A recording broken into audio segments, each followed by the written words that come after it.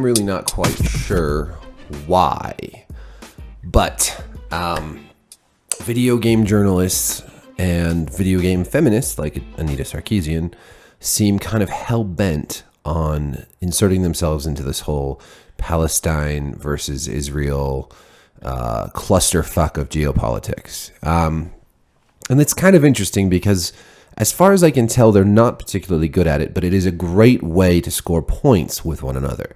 As we all know, and as we've known since at least Mass Effect 3, definitely since Gamergate, one of game journalists' favorite hobbies is to sort of see who can outdo themselves in the virtue signaling department. It's really, it's kind of entertaining and kind of sad all at the same time. So one thing that I've noticed over the last few days is, with this horrible conflict going on in, the Gaza Strip, as we've seen a number of calls to action, and then some of these posts that have included charities for Palestinian, Palestinian suffering, some of these posts, like at IGN and Game Informer, have been pulled. One of the posts that has not been pulled is Kotaku's, and I wrote about that yesterday, I believe it was, and I noted how in Ian Walker's entire post about the Palestinian suffering and the fascistic actions of Israel, that the words Hamas and rockets were not included at all, which is curious given the fact that this entire thing, at least this current conflict, not the broader, larger conflict, which is, decades old and really millennia old, if you want to get down to it.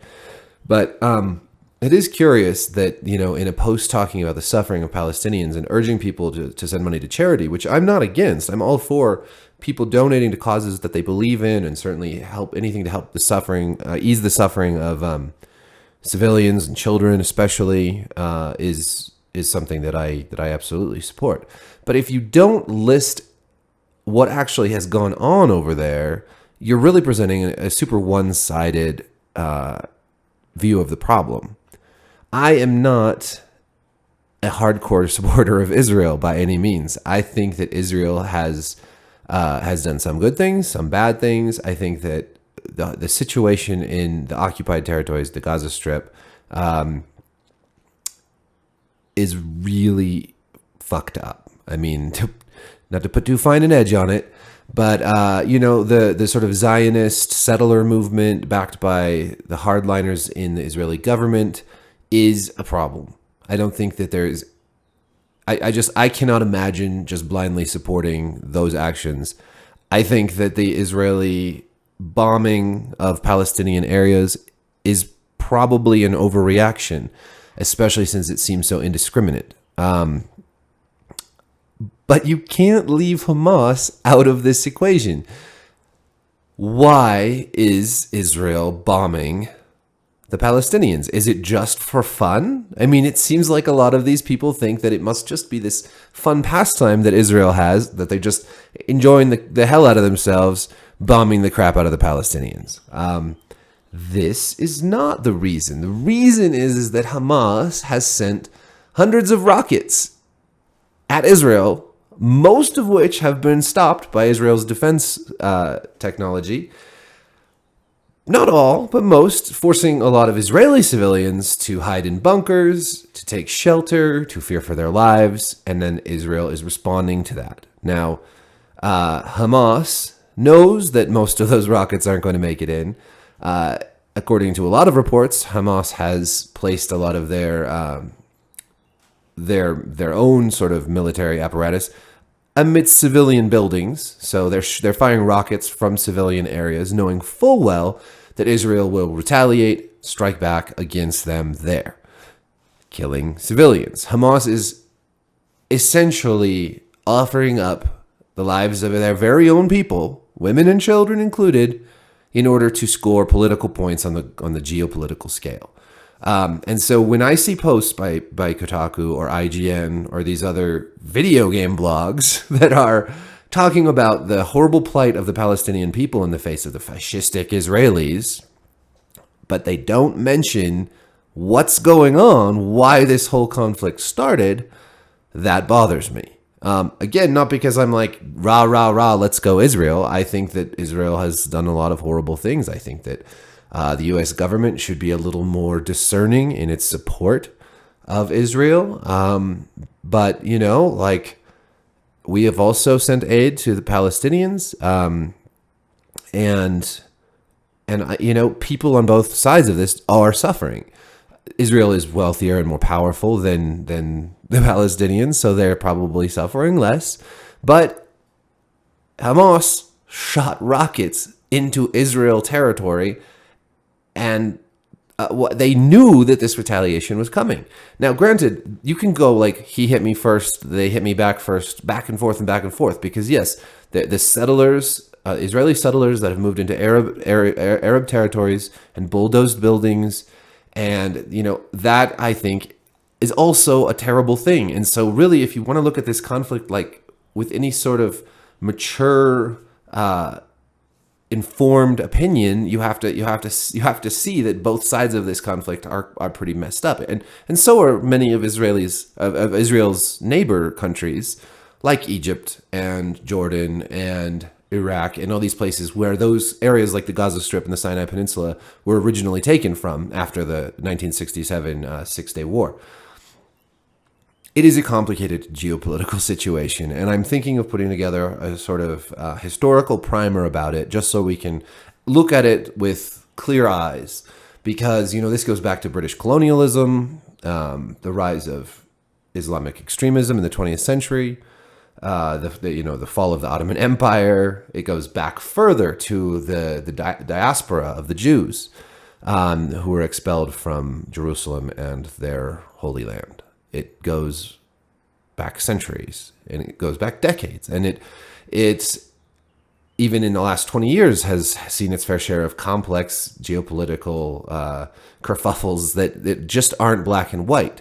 So let's look at some of the geniuses in video game land to see what they are saying. I wrote about Anita Sarkeesian at my Substack, which you should subscribe to. She tweeted, "Israel did not exist until 73 years ago, when they were a settler colony that took over Palestine and have been violently maintaining their position ever since. If you don't know this history, here's a good primer to get you started." And it is a comic with two women sitting casually drinking coffee. One says, "Israel isn't a country?" And the other says, "No, they are a settler colony. Settler colonialism is a form of colonialism that seeks to replace the native population of the colonized land with a new society of settlers. This is what Israel is. Palestine," no scare quotes, "is the country they are colonizing." And as I wrote the other day, and I will link to it so you can read it, Palestine was not a country in 1948 when Israel was founded in its modern form, as the British left the region and left it in disarray and chaos. The British Empire, none of currently living Britons for the most part, but the British Empire, as it exited its imperial reaches in India and the Middle East, left a lot of chaos in its wake, and they bear a great deal of responsibility for that. But the fact is, there were Jews and Arabs in this region for a long time, and during the Holocaust, during and after and before, as the Nazis rose to power and started killing Jews by the millions, many of them either came to America or moved to the newly sort of, it wasn't Israel just yet, but it was about to be, and so in 1948 it was founded. Palestine, as we know it, was founded in 1988. Before that, in the areas that we consider Palestine, the Sinai Peninsula, Gaza Strip, Golan Heights, etc., were areas taken from Jordan, Iraq, Syria, and Egypt during 1967, after those countries amassed along Israel's borders to literally wipe them from the face of the earth. So this whole Anita's entire tweet is just completely ignorant. and ridiculous, and she should probably just not tweet anymore. But if she is going to tweet, she should probably just stick to feminist issues and video games and take that how you will. But then, yes, at Kotaku, there was Ian Walker wrote, "As Palestine suffers, a call for action." And he talks about, here's one paragraph. "The last week has seen an increase in violence by Israel against the people of Gaza, an area that should constitute the state of Palestine, but is instead an open-air prison, subject to apartheid conditions imposed by the fascist Israeli government." What started as a protest last week against the forced evictions of Palestinian residents in East Jerusalem by Jewish settlers has since escalated into a full-on Israeli bombing campaign against Gaza. At least 145 people, including 41 children, have been murdered by Israeli missiles, funded in part by allies like the United States. It goes on that vein for quite some time. And again, in this entire article, there's no mention of Hamas firing rockets into Israel. It's just one-sided Israeli actions. Again, I don't really think Israel's doing this right. They look terrible by using. They have such a more well-equipped, powerful military than Hamas, so it's always going to look one-sided. But if you're going to discuss something like this, you should probably mention the fact that Hamas is firing missiles into Israel, and that they're firing them from civilian locations because they know that Israel will retaliate and kill civilians. And this works in Hamas's favor because Hamas sucks. So I don't care for Netanyahu or the hardliners in Israel, but Hamas sucks. So I don't mind that Walker's posting all these, different aid, like charity links and whatnot. I hope that children don't die for the bullshit that politicians and terrorist groups and hardline governments pull. It sucks. It's horrible. It's a terrible tragedy. So good. Post relief and it's fine. Gamers are compassionate people, and I'm sure that lots of them would like to donate to charities. IGN and Game Informer also posted similar things and then took them down after pressure from, like, in IGN's case, IGN Israel, and management pulled these down and then issued new statements saying that they should have, not taken a side, but posted maybe charities that help everyone involved. And I think that that's pretty reasonable. Rather than issuing like these one-sided anti-Israel. What I don't understand is why a gaming site would do that in the first place. Why not just post links to charities that help everyone involved? Israel doesn't really need the charity as much as these Palestinians do. I get that. But at least if you're going to post charities, at least include something about what's going on in a more complete fashion, rather than a highly politicized critique of Israel while also like saying send money to help the Palestinians. I just don't think it's a good look for gaming websites to do this. For any website, really, it's a complex issue. It's a shitty situation. It sucks that civilians are being killed, and we should do what we can to help, but at least present the actual facts about what's going on, or at least close to. At least do a little bit of homework. So then we have, reports that IGN staff is pissed after this, after a meeting about why these posts were taken down, these charity posts. We have a very long post by Patrick Klepek from Waypoint, which is the video game website for Vice magazine. I won't even go into too much of it because it just sort of goes on and on. It includes the IGN statement. Pretty much implies that, no, this wasn't an editorial decision. This was big bad management stepping in, which I do think management probably has a right to step in a situation like this. Again, this is not a video game issue. This is a geopolitical conflict that IGN, Game Informer don't really have a stake in. Nice to post some charity links. Probably not the wisest decision to editorialize on the conflict itself. The meeting was very contentious. A bunch of employees from IGN have made tweets like Alana Pierce saying IGN didn't take this down. Their parent companies, J2 Global and or Ziff Davis did.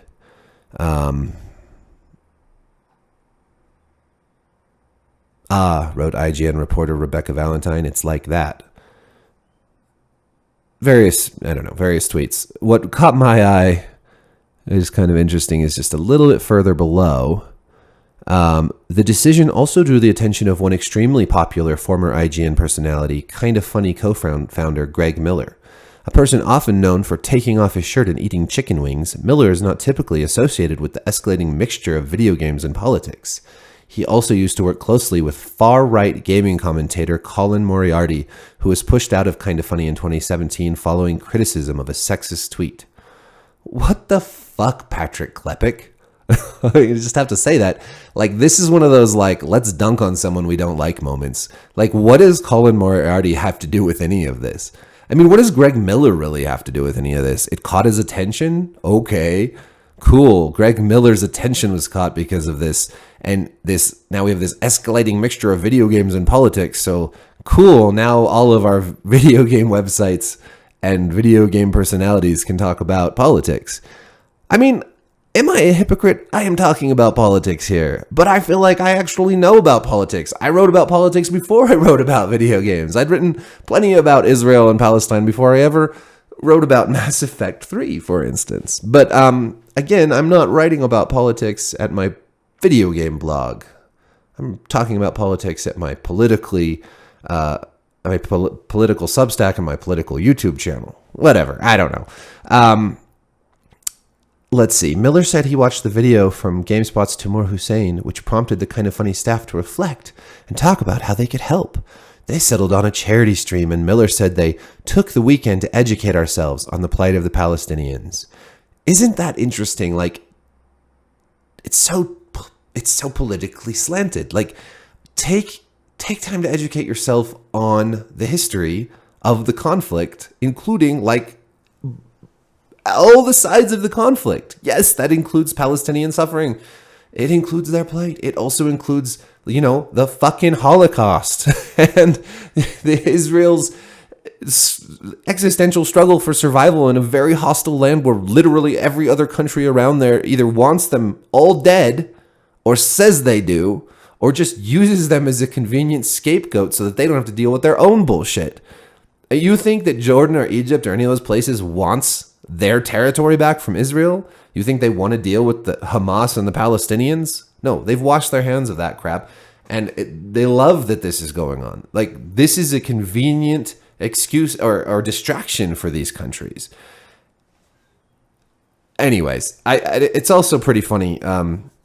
Colin Moriarty is not far right. I mean, I was on Colin's podcast the other day, and we don't agree about everything, and I don't consider myself a conservative, and he does, but being a conservative doesn't make you far right. And the tweet they're talking about, which I'd like to talk with Colin about sometime, wasn't really sexist. It was a joke that lots of dudes make about girls. I mean, girls joke about dudes, dudes joke about girls. And if we're going to get to a point where, like, you can't make a mildly mocking tweet about the opposite sex, like, is this a world we really want to live in? And do you think that these assholes that write these articles, these, like, social justice minded, holier than thou, let's scold every motherfucker in the building articles, do you think that they don't make similar jokes? Just maybe not on Twitter, where they'd get shamed and driven out of their careers. Like, these guys are making all the same jokes. And half of these guys, I don't know. Half of the guys, I swear, that call themselves male feminists or whatever, or are real super into the social justice stuff, I just don't think you should trust them. I think that they're the real creeps out there. But I don't have evidence for that, so I'm just going to leave it hanging. I will go into more detail about some of the historical stuff that undergirds this current conflict. And it's a tragic conflict, and it really sucks.